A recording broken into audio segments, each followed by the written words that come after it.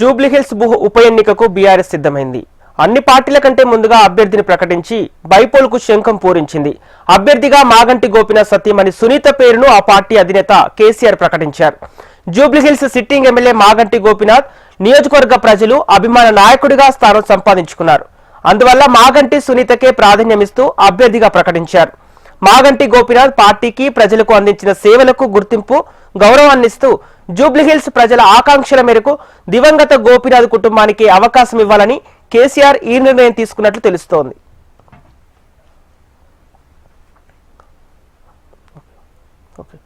ఇక ఇదే అంశానికి సంబంధించి మరింత సమాచారం మా ప్రతినిధి ప్రవీణ్ అందిస్తారు. ప్రవీణ్, జూబ్లీహిల్స్ ఉప ఎన్నికకు బీఆర్ఎస్ అభ్యర్థికి సంబంధించిన అప్డేట్స్ ఏంటి? సంపత్, ఇప్పటికే బీఆర్ఎస్ పార్టీ అధినేత కేసీఆర్ మాగంటి గోపీనాథ్ సతీమణి మాగంటి సునీతకు కూడా ఇప్పటివరకే టికెట్ కూడా కన్ఫర్మ్ చేస్తూ కూడా ఒక నిర్ణయం అయితే తీసుకున్నారని చెప్పొచ్చు. అభ్యర్థిని కూడా ప్రకటిస్తూ కాసేపటి క్రితమే బీఆర్ఎస్ పార్టీ అధినేత నిర్ణయం తీసుకున్నారు. మాగంటి సునీతకు సంబంధించి కూడా సునీత ఇప్పటివరకే గ్రౌండ్ లో తిరుగుతున్నారు.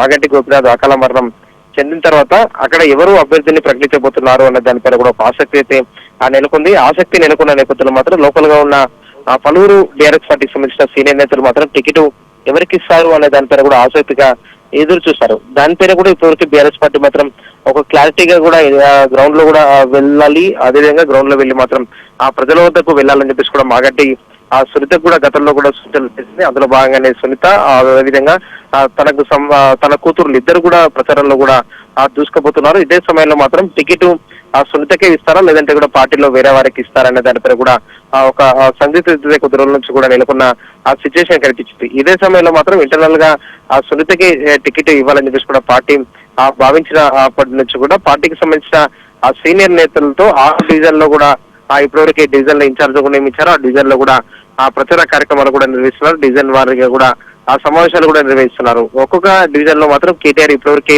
ఆ సమావేశాల్లో హాజరయ్యారు. దాంతో పాటుగా డివిజన్ ఇన్ఛార్జీలు ఎవరైతే ఉన్నారో వాళ్ళందరూ కూడా ప్రతిరోజు కూడా ఆ ప్రచారానికి సంబంధించిన ప్రచారం చేయడం, దాంతో పాటుగా మాగంటి గోపీనాథ్ ఆ గతంలో చేసిన అభివృద్ధి కావచ్చు, బీఆర్ఎస్ పార్టీ అధికారంలోకి వచ్చిన తర్వాత మాత్రం 10 సంవత్సరాల కాలంలో ఏ విధంగా అయితే తెలంగాణలో అభివృద్ధి చేస్తామో అదేవిధంగా ఆ జూబ్లీహిల్స్ నియోజకవర్గంలో అభివృద్ధి ఏ విధంగా చేపట్టామో అనే ప్రతి అంశాన్ని కూడా ఆ ప్రజలకు వివరించాలని చెప్పేసి కూడా ఇప్పటివరకే పార్టీ నిర్ణయించిన నేపథ్యంలో మాత్రం పార్టీకి సంబంధించిన 6 ఇన్ఛార్జీలతో పాటు ఇతర ఎమ్మెల్సీలు అదేవిధంగా ఎమ్మెల్యేలు వారితో పాటుగా ఆ పార్టీకి సంబంధించిన ముఖ్య నేతలను ఎవరైతే అక్కడ వెళ్లి ప్రచారం చేయాలని చెప్పేసి కూడా పార్టీ సూచనలు చేసిందో వారందరూ కూడా ఆ ప్రచారంలో కూడా దూసుకుపోతున్న ఆ సిచ్యువేషన్ అయితే కనిపిస్తుంది.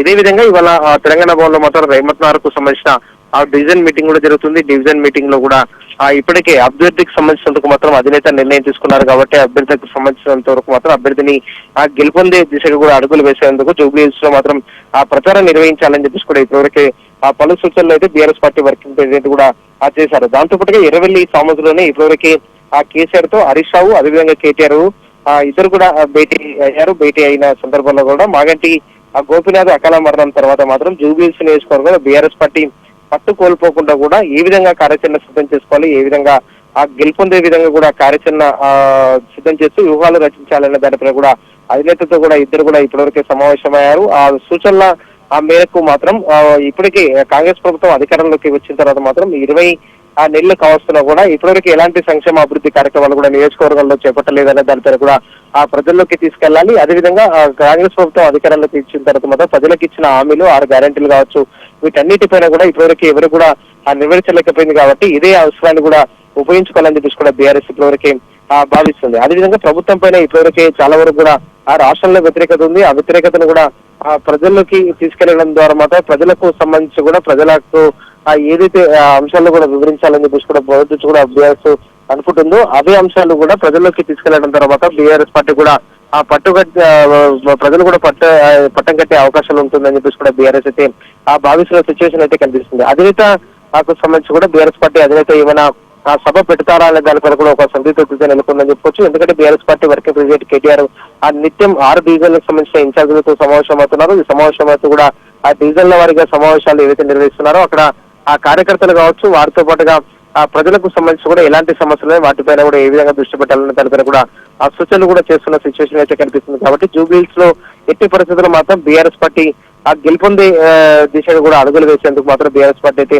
సిద్ధమవుతున్న సిచ్యువేషన్ కనిపిస్తుంది. ఇతర పార్టీలకు సంబంధించిన అభ్యర్థులను ప్రకటించే ముందే బీఆర్ఎస్ పార్టీ అయితే అలర్ట్ అయ్యి మాత్రం ఇప్పటికే అభ్యర్థులు కూడా ప్రకటించింది కాబట్టి ఇతర పార్టీలకు సంబంధించిన అభ్యర్థులను కూడా ప్రకటించే అవకాశం కనిపిస్తుంది. ఇప్పటివరకు బీఆర్ఎస్ పార్టీ అభ్యర్థికి సంబంధించి కూడా అఫీషియల్ గా కూడా ప్రకటించలేదు, కానీ అనఫీషియల్ గా ప్రకటించారు కాబట్టి ఇవాళ అఫీషియల్ గా ప్రకటించిన ఆ నేపథ్యంలో మాత్రం బీఆర్ఎస్ పార్టీలో ఎవరైనా అసంతృప్తులు ఉంటే మాత్రం వాళ్ళందరూ కూడా బుజ్జగించే అవకాశాలు అయితే కనిపిస్తున్నాయి. ఇప్పటికే వారందరితో కూడా BRS party working president KTR కూడా సమావేశమయ్యారు. ఎవరు కూడా అసంతృప్తులు లేకుండా కూడా సునీత గెలుపు కోసం మాత్రం అందరూ కృషి చేయాలని చెప్పేసి కూడా సూచనలు అయితే చేశారు. ఆ గెలుపు కోసం మాత్రం ఇంకా ఎలాంటి వ్యూహాలు కూడా రచించబోతున్నారు అనే దానిపై కూడా ఒక ఆసక్తి రేపుతుంది సంపత్.